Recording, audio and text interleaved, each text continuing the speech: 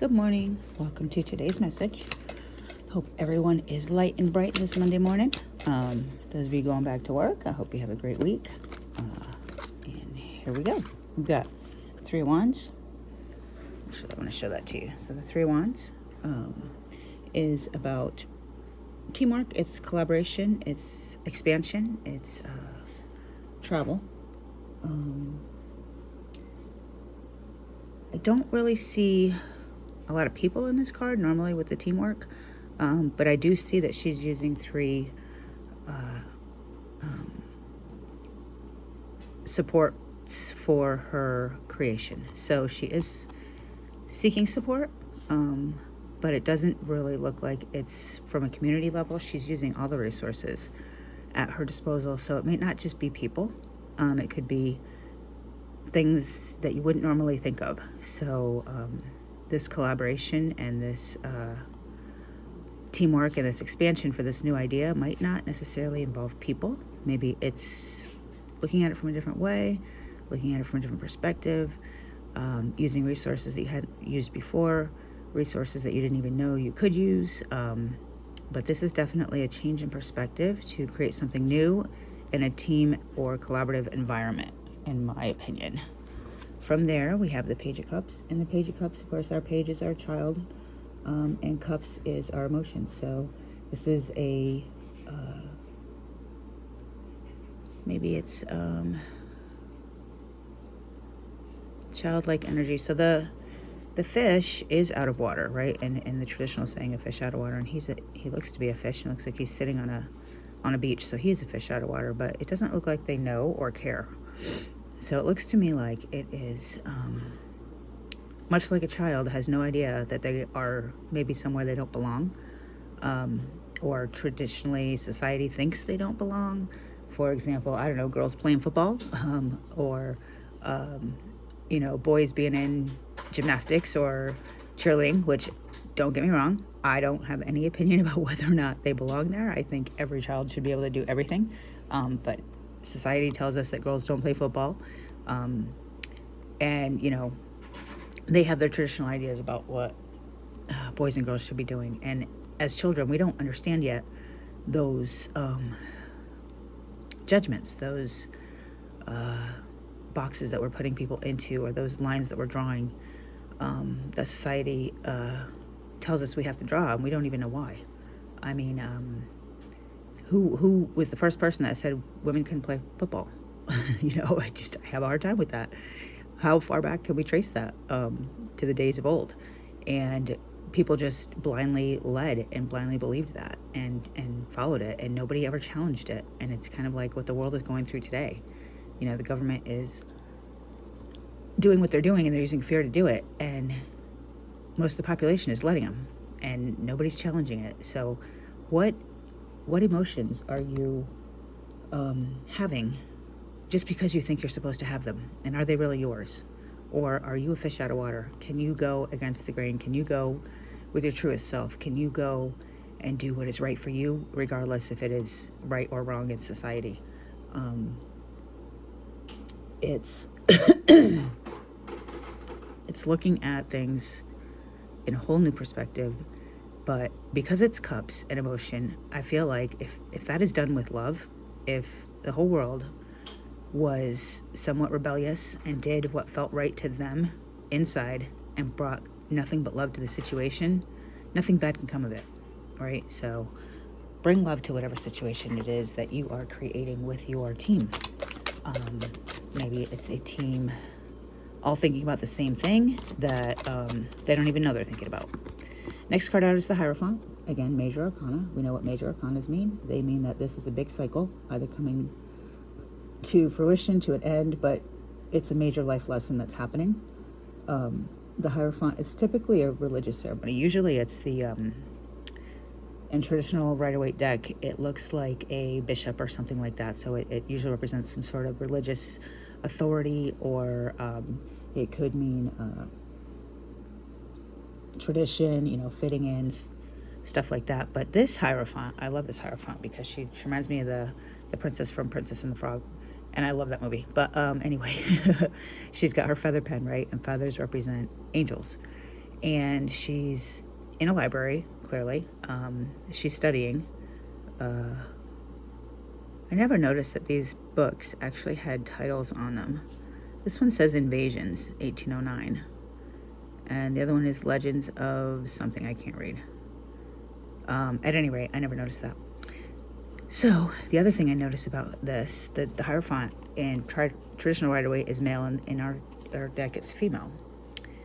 She is writing the books. She's not reading the books, right? So she's already done her studying, and now she's a teacher. But if you're any sort of good teacher, you know that you constantly ebb and flow between being a teacher and a student. So what have you learned that you can teach others, and what can others teach you if you give them enough respect and what's the word I'm looking for? Time, I guess, maybe, I don't know, to give them an opportunity to teach you. So, every time we come into contact with somebody, chances are they teach us something and we teach them something. So we're constantly learning and we're constantly teaching. And, there's no book written on it per se, but when they say, she wrote the book on that, it usually means she's pretty much an expert in it. So what are you an expert in that you can bring to the situation? What have you learned that you can teach others? What do you know that you don't even know that you can bring to the situation? Just know that you have so much knowledge within you and so much to give to the situation that it will probably spill out of your mouth and you won't even know it. You have all this knowledge and you don't even realize you have it until you go to use it, and it's just there. If you're going to be in a new teamwork environment, a fish out of water, just know that you know. And then we get the 7 of Cups. So 7 of Cups is too many choices, right? She's got all these cups. She doesn't know where she's going. She doesn't know what to do. She's got a lot of choices. The one has a snake. There's different things in there. She doesn't know which way she's going to go. And she's holding a pearl. So that reminds me of a story that whatever choice you make, you are the pearl. You are what makes it. So any of these choices that look appealing, the biggest appealing factor to all of it is you. You bring the magic to every situation that you're in. Doesn't matter what you choose. Does not matter what you choose, because you are what's going to make or break the situation. So you are the pearl. Everybody's always trying to say they're trying to find their payoff and find their magic and find their happy and find satisfaction and fulfillment outside of themselves. And what we need to realize is it's inside of us. Our happiness, our satisfaction, our fulfillment has nothing to do with the choices we make. It has to do with how we see ourselves. And we need to see ourselves as that pearl. And then to end the reading, we get the Ace of Swords. So the Ace of Swords is new ideas. It's mental clarity. It is seeing things the way they were meant to be seen, right? This sword is not in anybody's head. There's no person involved in this Ace of Swords. It's just the thought. It's just the idea. It's the birth. It's the creation. It is an opportunity that will be presented to you, right? This card doesn't have a mermaid that is creating the thought. The thought somehow presents itself. Spirit will speak to you and give you all of the opportunities that you need if you don't plan, right? If you just open to opportunities and don't try to figure out the hows and the whys of the situation, and just think about the feeling that you'll feel at the end, right? So if you want that new job, why do you want the new job? Because the new job will make you feel important. It makes you feel useful. It makes you feel needed. It makes you feel happy. Reach for those feelings and don't necessarily try to figure out how to get there, because the universe and God have so many more ideas than you do. They can figure out so many better ways to put things together than we can. They can figure out things that we haven't thought of yet because we haven't been taught. So if we are just open to any opportunity that comes along, then we might not see the procession of events leading up to what we think we want or what we put out there that we want. But God knows. God knows He will put us on a path. The universe will conspire to give us what we want. We just have to be open to receiving it, and bring ourselves and bring our perfect selves, our loving selves, our original selves, because we all came from unconditional love, and we're all just trying to get back to unconditional love. But we're also here to experience the duality that exists outside of that, right? So love, fear, hate, passion, all of the good and the bad, because you can't really appreciate the good until you've seen the bad, right? You need to have that contrast in order to have that appreciation. So that's what we came here for. But at the end of the day, if we bring love to everything, and we bring ourselves and our purest, authentic selves, and our love and our lack of judgment, and using resources that we didn't even know we had, and being a teacher and a student, then things are just going to start to manifest, and they're just going to start to show up in our lives, and we're not even going to realize it's happening until it already happened. It's going to happen really, really fast. So that's cool. That's our energy for today. So keep in mind, guys, you are the magic. But I tell you that all the time, and you are enough. It doesn't matter what limiting beliefs were taught to you as children, as teenagers, as whatever. You are enough. Friendship. Make a date for a play day with one or more friends. So that kind of speaks to our Three of Wands over there. Know who your friends are and get together with them. Reach out. I'm a terrible friend. I never reach out when I'm supposed to. I always feel like I'm going to be bothering somebody. But maybe this card is telling us that, maybe those friends are waiting for us to reach out as much as we're waiting for them to reach out. So be the one that picks up that phone. Stay optimistic. Your dreams are coming true. Don't quit right before the miracle occurs. So whatever it is you're manifesting is happening. You may not see it. You may not feel it. But the universe is conspiring in your favor. So be mindful of your thoughts and know that you are creating something. And whatever it is that you have manifested is about to come to fruition. So do not give up.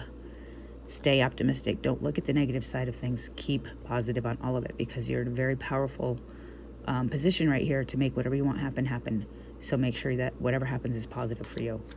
And protection, right? You, your loved ones, and your possessions are safe and protected by heaven. So know that God is always protecting you, right? So if something rejects you, then that's God's protection. Rejection is God's protection. And God will never let anything pass you by that's rightfully yours. It might get delayed, etc., but don't feel like you have to keep your defenses up or keep your armor on in all of your situations. You can let those go. You can bring love to all situations because God always has your back, right? God always has your back, whether you do or not. And I'm not saying, you can go walk around downtown LA at 3 a.m. with, high heels on and not expect to get a little bit of roughed up or whatever. I don't know. And that just came totally off the top of my head. So please don't take offense to whatever I just said, but you know what I mean. You wouldn't put yourself in a situation completely unprotected without any sort of logic, right? Like, I'm not gonna drive with my eyes closed, right? I mean, that's just stupid. Why would I do that and put so many people at risk just because God's always protecting me? What this means is come at all situations with love. You don't have to come at it with a defensive posture or a protective attitude. Most people, when they try to protect something, they get very aggressive and very assertive and very abrasive. If we can drop that inner defense and come at it with love and pure love, unconditional love, then just know that when we do that, God will protect us. So, things might hurt, things might sting, but they're always in our highest good. So keep that in mind, guys. All right, so go ahead, reach out to that friend you haven't talked to in a while. And with that, know you're the magic and you are enough, and I will talk to you tomorrow.